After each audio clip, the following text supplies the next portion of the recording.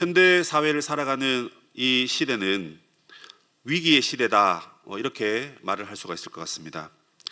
날마다 우리 주위에 크고 작은 일들이 끊이지 않게 일어나고 있기 때문에 그렇습니다. 이 말은 갑작스럽게 죽을 병이 걸렸거나 큰 일이 생겼기 때문이다 라고 말하고 싶기도 한데요, 사실 우리는 안으로나 바깥으로나 그리고 영적으로나 육체적으로나 매우 어려운 시대를 살고 있는 것은 분명합니다. 바깥만 봐도 전쟁 이야기가 뉴스에 끊이지 않습니다. 사실 우리 한국도 전쟁을 경험한 지 그렇게 오래되지 않았습니다. 지금 우리가 평안을 누리고 있다 하지만 어쨌든 남북이 대치하고 있는 이 상황은 우리에게 분명 위기의 상황인 것은 확실합니다. 그러나 팔레스타인이나 이스라엘에 가보면 지금도 포탄이 날아다니고 미사일이 날아다니고 총알이 빗발치는 그 상황 가운데서 살아가는 그들은 얼마나 여러분 인생의 큰 위기를 맞고 있는 걸까요? 우리나라 내부적으로도 사실 어려움들이 많습니다. 경제적인 문제, 또 사회적인 문제, 정치와 이념과 종교의 문제 등등 여러 가지를 우리는 맞닥뜨리고 있고, 그 많은 위기 속에서 어쩌면 나는 이래도 좋다, 저래도 좋다, 그래서 아무 생각 없이 살아가고 있는 것이 또 하나의 위기라고 말씀드리고 싶습니다. 개인적으로 여러분 올 한 해 1월 달에 시작하셔서 지금 벌써 10월 달입니다. 이제 올 한 해가 두 달, 석 달밖에 남지 않았는데요, 여러분들이 계획하고 꿈꾸던 모든 것들이 다 이루어지고 성취되는 그런 은혜를 여러분 경험하고 계십니까? 저는 제 자신을 돌아보기에 참 부족한 것이 많고, 이렇게 마음을 먹었었는데 이게 이 결과가 나와야 되는데 왜 아직까지 이렇지? 하는 그런 마음에 고개가 숙연해지고 또 마음이 조금 무겁기도 합니다.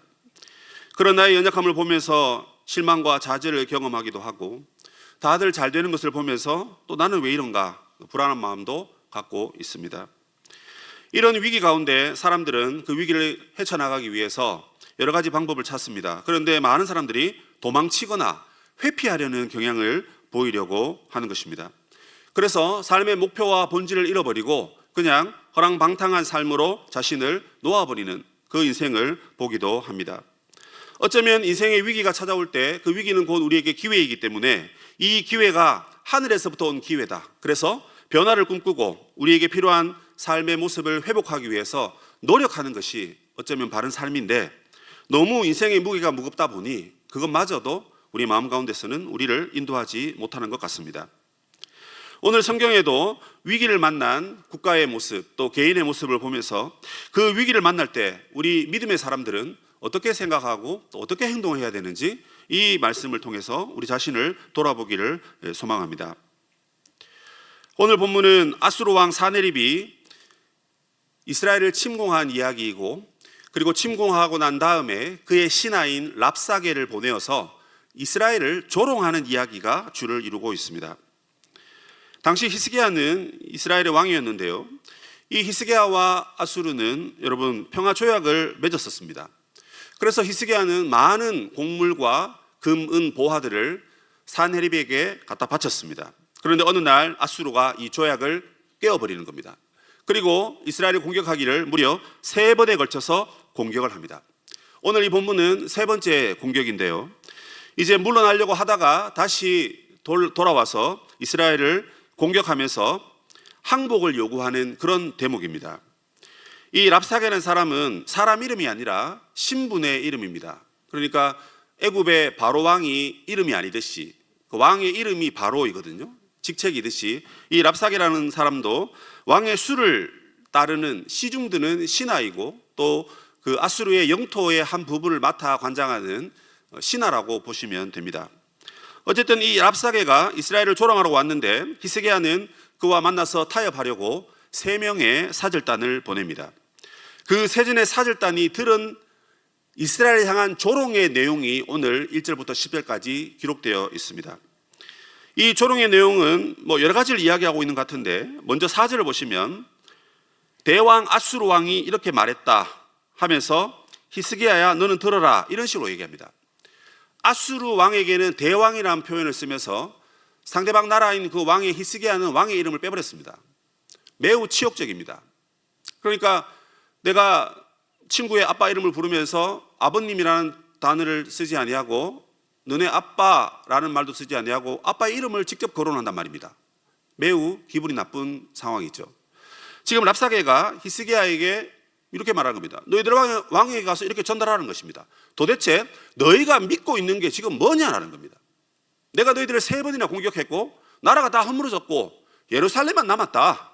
그리고 이제 너희들이 백기투항하고 항복하는 것이 너희들이 선택해야 될 유일한 길이다.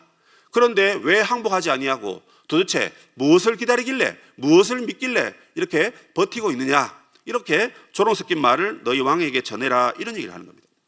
그러면서 구체적인 이야기를 한 3가지 정도로 이야기하고 있는데, 그 첫 번째는 너희들이 왜 우리에게 항복해야 되느냐면 너희들의 군사력이 지금 매우 약하다는 것입니다. 말씀 5절에 가보시면 좋게 싸울 계략과 용맹이 있다 하지만 실질적으로 너희들의 전투력은 다 바닥났다. 3번의 전투에 의해서 너희들은 지금 망하기 직전이고 이제는 손 들고 나오면 되는데 아직도 싸울 수 있다고 그렇게 말하고 전투력이 있다고 말하고 싸울 남자들도 있고 곡식도 있고 전략도 있다고 그렇게 떠들어대는데, 내가 쭉 살펴보니까 이미 2-3번 싸워봤는데 너희들이 힘 없더라, 전략도 없더라, 그냥 우르르 모여와서 그냥 떼거지로 모여와서 그냥 싸우고 덤비고 하는 전략 없는 그런 군대는 난 처음 봤다. 그러면서 상대방의 전투력을 깨부시고 있는 것입니다. 그리고 6절에 가서 애굽을 의지하지 말라고 또 조롱을 하고 있습니다. 너희들이 믿는 것이 애굽이냐? 애굽을 왜 의지하느냐? 이 어리석은 것들아. 애굽은 상한 갈대 지팡이다. 여러분, 갈대가 상하면요 손으로 딱 잡으면 으스러집니다. 가루가 돼버려요. 애굽을 아무리 붙잡고 애굽의 손을 의지하더라도 결국 애굽도 망할 것이고 너희들이 애굽을 의지하다가 오히려 큰 코 다친다, 그런 얘기를 합니다. 더 놀라운 사실은 지금 이 사네립이 군대를 데리고 라기스의 주둔에 있습니다. 이 라기스는 이스라엘의 남서쪽의 평야지대로서 약 40km 정도 되는 거리에 위치해 있습니다. 그러니까 여러분, 하루 정도면, 이틀 정도면 충분히 예루살렘에 쳐들어갈 수 있는 길인데요, 이 라기스가 왜 중요하냐면 이 라기스는 애굽이 만약에 이스라엘을 돕기 위해서 밑에서 위로 올라오려면 분명히 지나가야 하는 통로입니다. 그 통로를 딱 밟고 서서, 아수르가 밟고 서서 애굽이 올라오는 길을 막고 있는 겁니다. 거기 막고 있으니까 애굽이 여러분 올라올 수 있겠습니까? 올라온다 한들 먼저 주둔해 있기 때문에, 숨어 있기 때문에, 또는 진지를 구축했기 때문에 분명 전쟁을 하더라도 아수르가 유리한 상황입니다. 내가 지금 애굽을 못 올라오게 하고 올라와도 내가 애굽을 무찌를 수 있는 능력을 다 갖고 있고 모든 도주로를 다 차단했다, 물자 보급로도 다 차단했다. 그런데 너희들이 어리석게 지금 애굽이 올라와서 너희들을 도와주기를 그렇게 기다리고 있단 말이냐? 이 한심한 것들아. 이렇게 랍사게가 조롱을 한 것입니다. 더 놀라운 사실은 7절에 가보시면 이렇게 되어 있습니다. 우리는 우리 하나님 여호와를 신뢰하노라라고 하리라마는 하나님께 예배드리는 산당과 제단을 히스기야 왕이 다 없애버렸지 않느냐. 그래서 너희들이 하나님을 의지한다고 지금 떠들고 있는데 하나님을 예배할 예배의 장소가 사라지고 없어지고 부서졌는데 하나님도 너희들 버린 거 아니니? 하나님도 너희를 버렸는데 너희들은 무슨 하나님을 의지한다고. 그리고 내가 보니까 너희들 하나님을 의지하는 마음이 없어. 지금 하나님을 신뢰한다고 하지만, 말은 하지만 행동은 그렇지 않아. 왕이 정신이 나가서 산당을 부수고 제단을 부순 것이 과연 옳은 일이냐, 이렇게 여러분 조롱하고 있는 것입니다. 근데 사실 이 얘기는 랍사게가 오해를 한 것입니다. 히스기야는 종교개혁을 하기 위해서 산당과 제단을 없앤 겁니다. 그래서 하나님 앞에 온전한 예배를 드리라고 그렇게 한 거예요.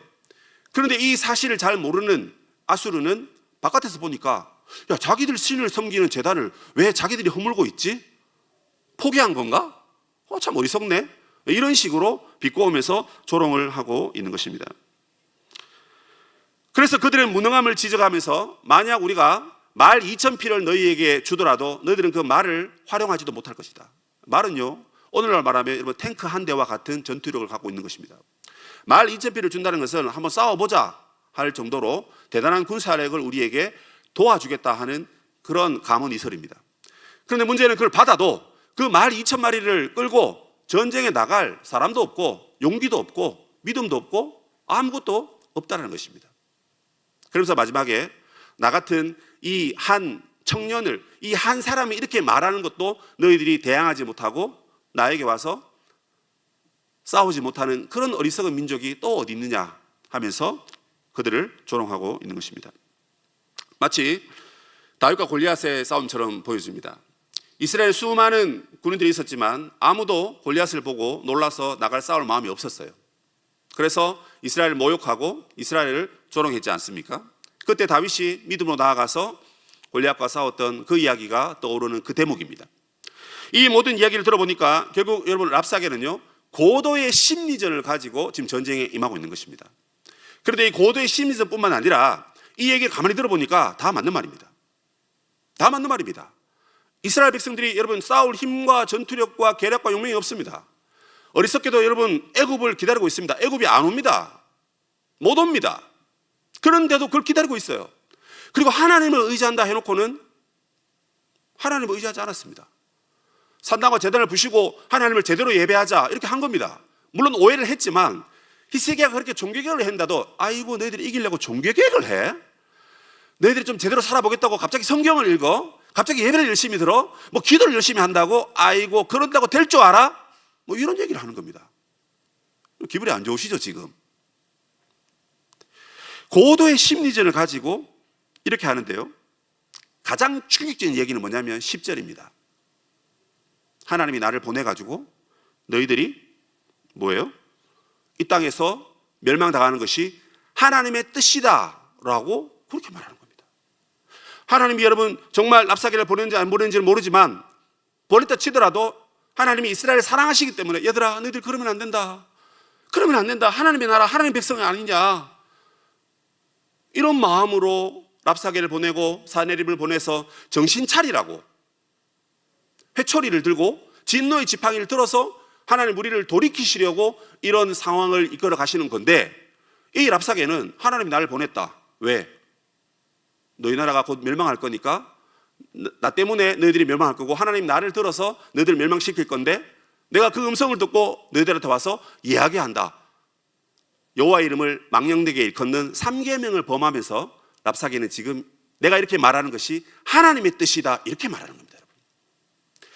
이 상황은요 오늘날 우리가 교회가 아무리 예배를 열심히 드리고 기도를 잘하고 봉사와 전도와 선교와 어쨌든 교회가 해야 할 일을 엄청나게 잘하고 있는데 세상에서 손가락질 하는 겁니다. 너희들이 믿음이 있다고? 너희들이 예배를 잘 드린다고? 여러분들이 기도를 열심히 하신다고요? 그거 아니라는 것입니다. 그래서 결국 이 교회는 곧 무너질 것이고 망할 것이고 아무것도 이룰 수 없을 것이다 이 얘기를 하면서 우리에게 덤벼드는 겁니다. 이 이야기의 랍사게의 조롱은 마치 하나님의 메시지를 그대로 전하는 것과 같은 효과를 갖고 있습니다. 말은 다 맞는 말이거든요. 근데 여러분 이 돌려치기 하는 이 이야기를 이스라엘 백성들이 알아듣고 깨달아야 되는데 이스라엘 백성들이 깨닫지 못합니다. 그래서 이스라엘 백성의 문제가 뭐냐면 지금 믿음이 없다는 사실입니다. 교회 다닌 지 오래되고 교회에서 직분도 행하고 교회에서 섬김도 많이 행하고 봉사도 많이 하고 그 누구보다 열심히 사역하고 일한다고 하는 나 자신이 정작 우리 안에 하나님을 향한 신뢰와 믿음이 없더라는 것입니다. 그래서 하나님께서 얘들아 너희들 좀 믿어라. 믿어야 된다. 그 이야기를 계속 해오셨어요. 그런데 이 이야기에 동의하고 순종하고 결단하고 머리로 깨달을지 모르는데 삶으로 살지 않았습니다. 그래서 하나님이 이걸 다시 지금 말씀하시는 겁니다. 그런데 예전에 말씀하실 때는요 하나님이 선지자를 보내서 말씀하셨어요.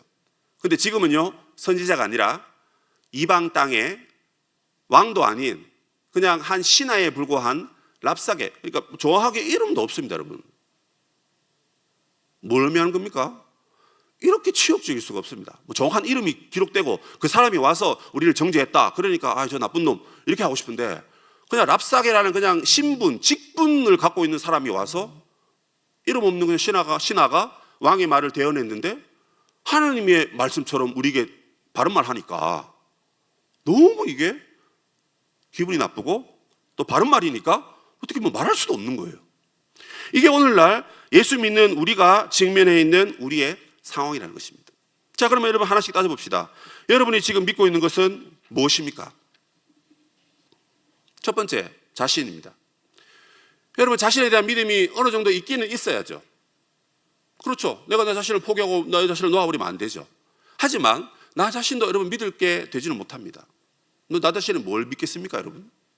젊을 때는 젊음을 믿고, 그죠? 건강할 때는 건강을 믿고, 내가 뭔가 시험에 합격하고 성적을 잘 받았을 때는 뭔가 내가 된 것처럼 우쭐한데, 그것도 여러분 지나고 나니까 아무것도 아니더라는 것입니다. 내가 아무리 탁월하고 뛰어난 사람인데 인간관계에서 그 능력이 안 나타나니까 알아봐 줄 사람도 없고, 인간의 숲속에 들어가서 같이 살아내고 부딪혀내야 되는데 뭐 그렇지 못하는 거예요. 그래서 나는 혼자 있는 게 좋다 하면서 혼자 집을 짓고 혼자 살고 혼자 먹고 마시고 혼자 여생을 보내고 혼자 인생을 살아갑니다. 재미가 없습니다. 의미가 없습니다. 자기가 아무리 뛰어나고 탁월해도, 자기를 아무리 신뢰해도 삶에 의미가 없는 거예요. 이 외에도 내가 믿는 나의 능력, 나의 지략, 나의 계획, 나의 생각, 너무나 탁월하고 완벽한 계획인 것 같지만, 여러분 우리는 죄인이고, 죄인이 하는 생각은 늘 죄를 짓는 것밖에 없고, 팔이 안으로 굽듯이 내 생각이 항상 하나님께 가기보다, 이웃에게 사랑을 베푸기보다 나를 위한 삶을 먼저 계획한단 말입니다. 그래서 우리가 믿음이 없고 철이 없을 때는 나를 의지하는 삶을 살지 모르지만, 시간이 지나면 지날수록 이거 내가 나를 의지하는 것도 이게 도움이 안 되네 하는 것을 여러분 깨닫게 되는 겁니다. 두 번째로 여러분 우리가 애굽을 의지한다 했습니다. 이 애굽을 의지한다는 것은 여러분 믿고 있는 그 누군가를 신뢰한단 말입니다. 그게 여러분 친구라고 칩시다. 친구가 있음으로 인해서 우리가 도움되는 것들이 참 많죠. 마음이 괴롭고 외로울 때 친구 만나고 밥도 먹고 차도 마시고 같이 취미생활도 하고 너무 행복하고 좋습니다. 그러나 어떤 때는요, 그 친구가 배신자가 되고 친구가 나의 단점들을 사람들에게 퍼다 나르는 그런 고발인이 되고, 친구가 나와 경쟁하면서 나보다 더 잘 되기 위해서 나를 무시하고 나를 짓밟고 그런 거 다 경험합니다. 예수님이 이 땅에 오시면서 여러분 많은 친구를 두시고 많은 사람들의 친구가 되어주셨어요. 그런데 여러분 결국 예수님이 끝내 사람들에게 당하신 건 뭡니까? 배신입니다. 배반입니다. 심지어 여러분 예수님이 가장 사랑하는 제자라고 하는 베드로나 야고보나 요한도 전부 다 자기 목숨이 위태로우니까 예수님을 다 부인하고 자기 길로 다 가버렸습니다. 친구가 신뢰, 믿음의 대상이 못 됩니다. 된다 해도 그 기간은 짧고, 된다 해도 몇 번에 불과합니다.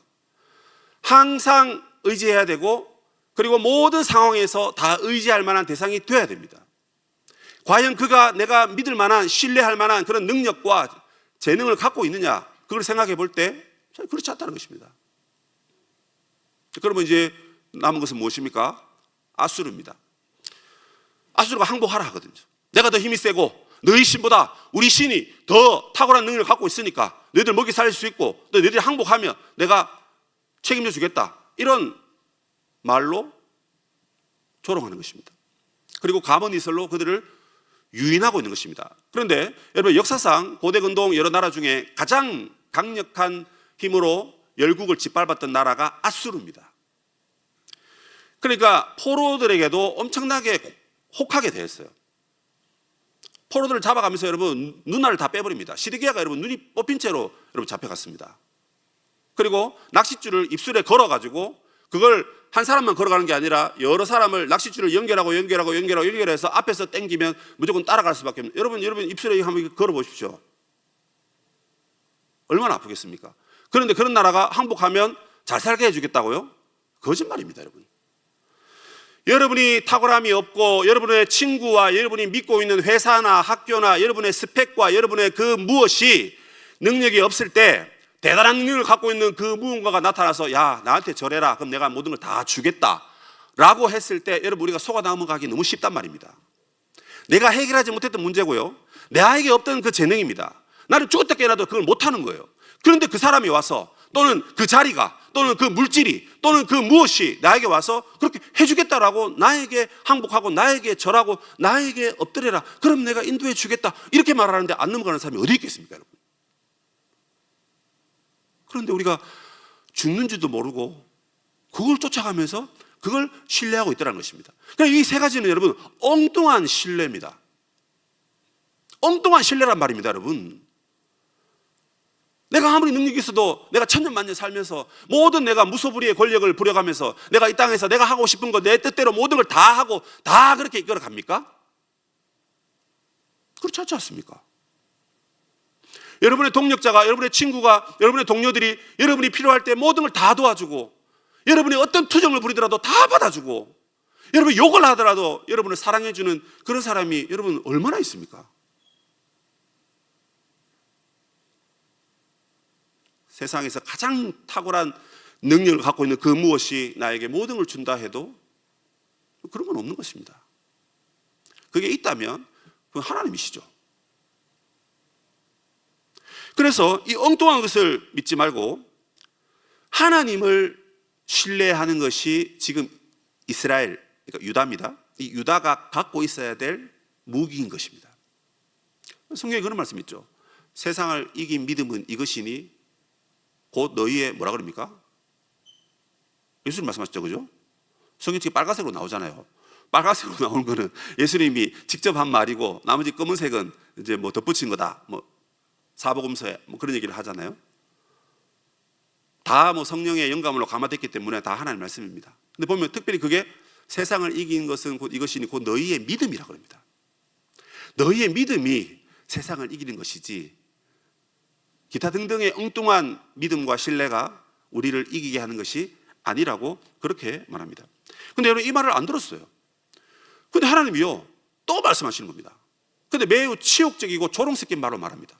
자, 이걸 증명하고 싶은데 그게 뭐냐면 여러분 성경 말씀 보시면 이 말씀을 지금 이 랍사게가 어디서 말하고 있습니까? 2절 보시면 그가 윗못 수도 곁 세탁자의 밭 큰 길에 섬에 이렇게 되어 있습니다.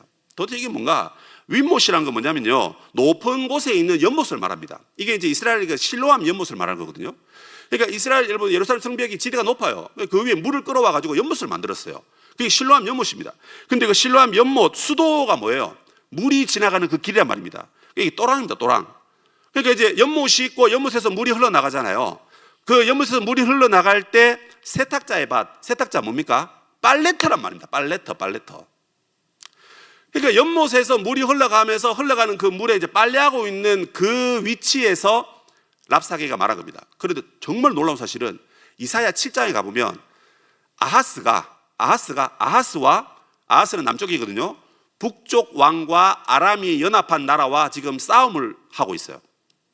그래서 하나님이 이사야를 보내가지고 야 아하스야 내가 너희들 살려줄게 구원해줄게 그러니까 내 말을 듣고 무슨 징조를 내한테 구하면 네가 원하는 대로 내가 도와줄게 그러니까 나를 믿어 나를 의지해 하면서 그렇게 말을 합니다. 그런데 아하스가 뭐라 그럽니까? 나는 징조를 구하지 않겠다 하고는 그 말을 그냥 이런지하로 그냥 무시해버립니다. 누구의 말을요? 이사야의 말을. 이사야의 말은 하나님의 말씀입니다. 그 하나님의 말씀을 무시하고 그래가지고 뭐 난리가 났습니다.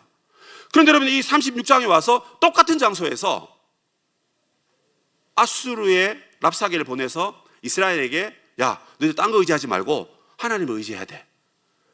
하나님을 붙잡아야 돼. 그 얘기를 여러분 똑같이 하는 거예요. 자 이거는 여러분 안 들으니까 하나님이 또다시 말씀하는 겁니다. 그런데 선지자를 보내지 아니하고 적군을 보내가지고 말씀하실 정도로 하나님이 그만큼 여러분 애가 탄단 말입니다. 여러분 부모님이 여러분 잔소리하는 거 있잖아요, 그죠? 갈로 열고 좋은 말, 갈로 닫고. 근데 그 얘기를 아무리 들어도 여러분 어떻습니까? 저는 이제 부모님 다 천국 가셔서 그 잔소리 참 듣고 싶을 때가 있어요. 안 계시니까 모르겠는데 또 이래도 또 어른들이 또 저한테 잔소리 하실라. 우리 청년들이 먼저 잔소리 해주면 되니까 제가 잘 듣겠습니다. 근데 여러분 부모님이 아무리 얘기도 안 들었는데 갑자기 뭐 주일학교 뭐 내가 가르친 제자인데 그 아이가 나를 딱 쳐다보더니만 내가 잘 안 되고 있는 부모님 잔소리하는 그 이야기를 여러분 잔소리를 했다 칩시다. 내 마음이 어떻겠습니까 여러분? 정신을 부쩍 들어야 되는 겁니다 여러분. 야 부모님 눈에도 이렇게 보였는데 애들 눈에도 내가 저런가 보구나 이런 여러분 자기 반성이 물론 내 힘으로 되는 건 아니지만 하나님의 은혜 안에서 그런 반성이 나와야 되는 거예요. 자 여러분 그래서 자 라기스라는 위치가 중요하니까 라기스라는 단어를 지금 말한 겁니다. 그리고 랍사게 직분이긴 한데 이름 몰라요. 그냥 아무나 보냈습니다. 야 너가 가라 해서 간 거예요. 그런데 왜 하필 윗못 수도 곁 세탁자의 밭 큰 길 여러분 그냥 읽기에도 봐야 읽혀지는 이 지명을 왜 이렇게 정확하게 여기 이렇게 기록해놨냐는 거예요. 내가 7장에서 분명히 얘기했던 그 장소다. 내가 옛날에 분명히 얘기했다. 하나님을 신뢰하라 했지 않느냐? 그런데 아직까지도 정신을 못 차렸느냐? 정신 차려라. 예, 하나님 의지하겠습니다 해놓고는 딴 걸 의지한 거예요. 자, 하나님 나에게 말씀하셨으니까 그래, 내가 하면 돼. 여러분, 이게 의지하는 겁니까? 아니죠, 그죠? 하나님을 신뢰하고 의지해야 되는데 다른 걸 의지하고 있는 거예요. 그러니까 똑같은 장소에서 다른 사람 보내가지고, 말도 안 되는 사람을 보내가지고, 말도 안 되는 너무너무 바른 말을 지금 우리에게 하고 있단 말입니다. 이 얘기를 들으면서 우리가 여러분 믿음을 점검해보자, 그 말을 여러분에게 도전하고 싶은 겁니다. 여러분 각자 믿고 있는 것이 여러 가지 있겠지만 아까 앞에 얘기했던 보통 그 세 가지들입니다. 그리고 마지막에 하나님이 계십니다. 이 앞에 세 가지는 여러분 절대 믿을 게 안 됩니다. 여러분 믿더라도 여러분 온전히 끝까지 믿고 신뢰할 건 못 된단 말입니다. 아무리 여러분이 신념이 강하고 여러분의 동력자가 탁월하고 여러분에게 모든 걸 주겠다 하는 그 무엇이 너무너무 완벽한 것이라 할지라도 이 땅이 사라지고 이 땅이 끝나면 그것은 아무 소용이 없는 것입니다. 그러나 이 땅을 떠나서, 이 땅일 뿐만 아니라 이 땅을 떠나서도 우리에게 진정한 믿고 의지할 또는 신뢰의 근거가 되는 게 무엇이냐는 말입니다. 바로 영원하신 하나님밖에 없는 것입니다. 그런데 하나님 영이시기 때문에 하나님을 신뢰하라니까 그냥 뜬구름 잡는 느낌이 듭니다. 하나님을 신뢰하는데 하나님 보여야 신뢰하지. 하나님 보이지도 않고 나에게 말씀도 안 해주시고 뭐 들리지도 않고 어떻게 신뢰해? 그래서 하나님 우리에게 이 말씀을 주신 겁니다. 그런데 여러분 이 말씀은요 하나님의 약속입니다.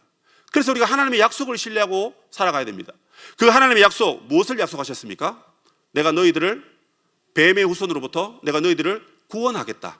그래서 너희들을 하나님 나라 백성으로 삼아가겠다. 하나님 나라 백성이기 때문에 구원은 당연한 겁니다. 그리고 너희들이 하나님의 영광을 위해서 나아가는 하나님의 친백성으로 삼아주겠다. 너희들이 하나님의 백성이기 때문에 하나님이 우리의 임금이다. 그래서 하나님이 모든 걸 다 책임져 주겠다. 여러분 그 하나님의 약속을 믿는 것이 믿음인 것입니다. 그래서 여러분 하나님의 약속을 일단 아셔야 됩니다. 나를 향한 하나님의 계획이 뭔지 알아야 된단 말입니다.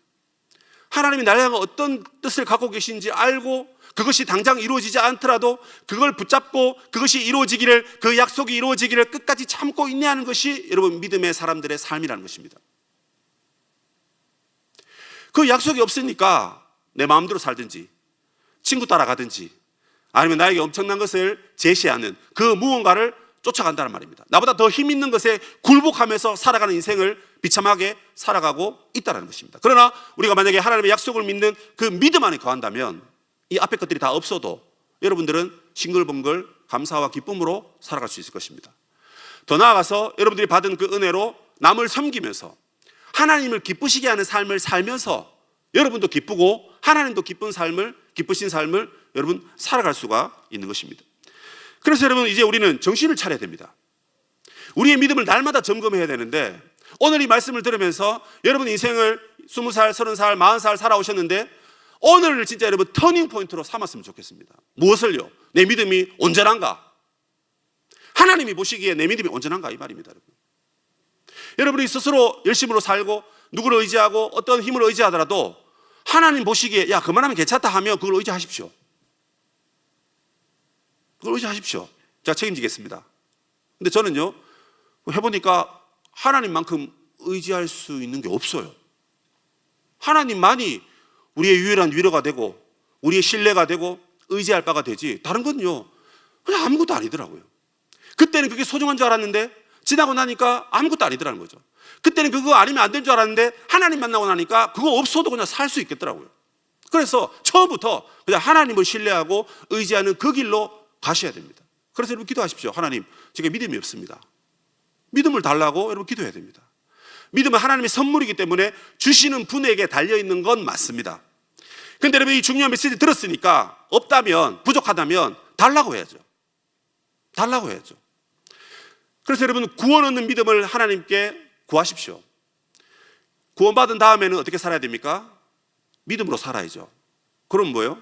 물불 안 가리고 하나님 나라와 영광을 위해서 열심히 달려가야 되는 것입니다.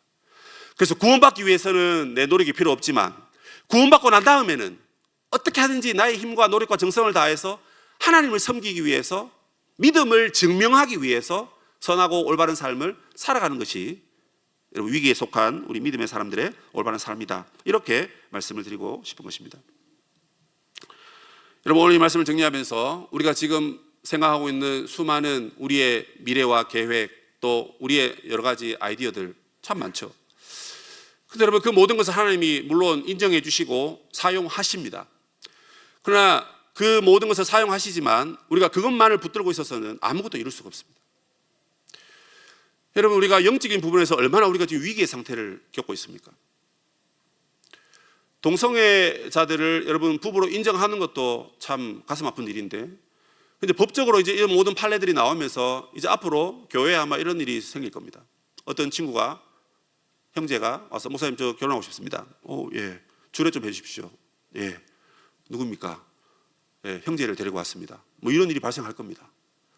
미국에는 52개 주가 있으니까 각 주마다 다 법이 다 다르다고 합니다. 그래서 이런 장로교나 개혁교회들은 이게 안 된다는 것을 이제 교리적으로 성경적으로 이게 아니지 않습니까? 그래서 이 법적으로 이걸 이미 뭐 발빠르게 마련해 놓은 분들은 이제 목회자들이 이 법에 의해서 이게 안 됩니다. 우리 주는, 우리 도시는 그걸 안 하게 돼 있습니다 하니까 이제 말을 못 하는 겁니다. 그렇지 않는 데는 그 고발당합니다. 고발당하면 이제 돈을 내든지 아니면 돈이 없으니까 감옥살이를 해야 됩니다. 이런 일이 이제 곧 우리에게 다가오고 가까운 미래에 우리의 자녀들이 또 그것을 우리에게 요구할지도 모릅니다. 여러분, 이런 엄청난 이 상황 속에서 우리가 영적으로 관심이 없고 또는 저건 남의 일이고 우리는 괜찮고 우리 곁에는 없으니까 뭐 이렇게 갑니다.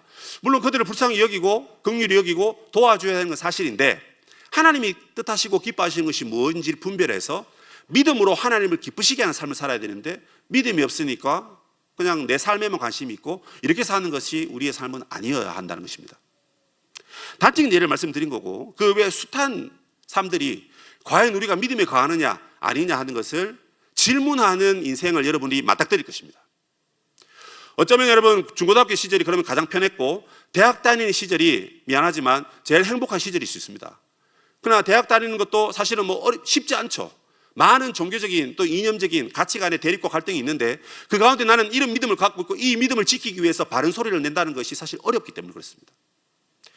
그런데 바울 시대에도 여러분 믿음을 고백하면 그 자리에서 쫓겨나야 됐었습니다. 조선시대에 만약에 내가 예수를 믿는다고 했을 때 그 가문에서 여러분 뽑힙니다.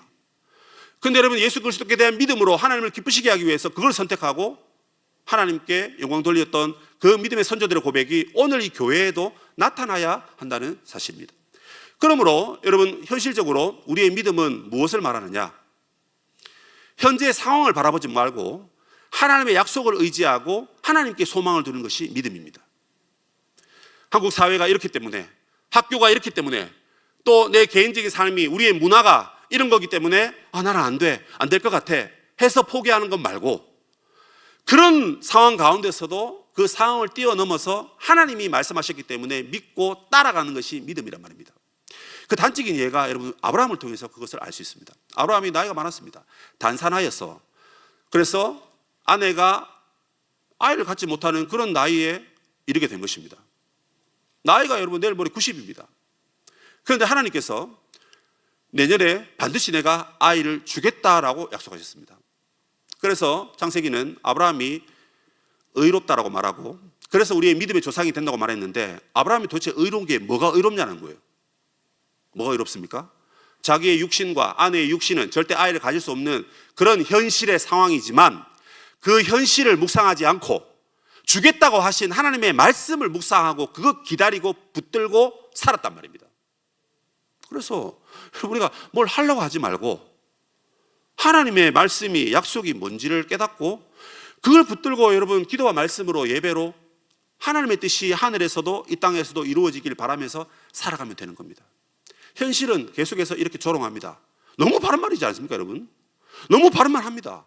그런데요, 맞다, 우리 연약하다, 나는 부족하다 인정하고 하나님의 약속을 붙잡고 살아가면 하나님이 다 책임져 주신다는 것이 오늘 이야기의 핵심인 것입니다. 그러므로 여러분이 지금 삶에 어떤 위기가 와 있는지 저는 사실 다 잘 모릅니다. 다 잘 몰라요. 그런데 여러분 그거 너무 중요하게 생각하거나 너무 깊게 묵상하지 마십시오. 믿음은 현실을 뒤로 하고 하나님의 약속을 붙잡고 앞으로 전진하는 것이 믿음입니다. 믿음으로 사람들이 살아왔다. 세상이 감당치 못할 사람들이라 했습니다. 왜 세상이 감당치 못합니까? 돈이 많아서, 대단한 능력이 있어서, 엄청난 뭐 발명품을 만들어서 그렇습니까? 아닙니다. 그들이 갖고 있는 건 믿음밖에 없었습니다. 그래서 사람들이 야, 저 사람들은 정말 세상이 못 이길 사람들이다, 그렇게 말했습니다. 그 믿음으로 하나님을 기쁘시게 하고, 그 믿음으로 하나님께 나아갈 때 하나님 우리에게 반드시 상 주신다라는 것을 여러분 꼭 믿으시고, 믿음으로 여러분의 인생을 한 걸음 한 걸음 걸어가는 그런 우리 청년들과 하나님의 백성들 다 되시기를 우리 주 예수님의 이름으로 부탁드립니다. 아멘.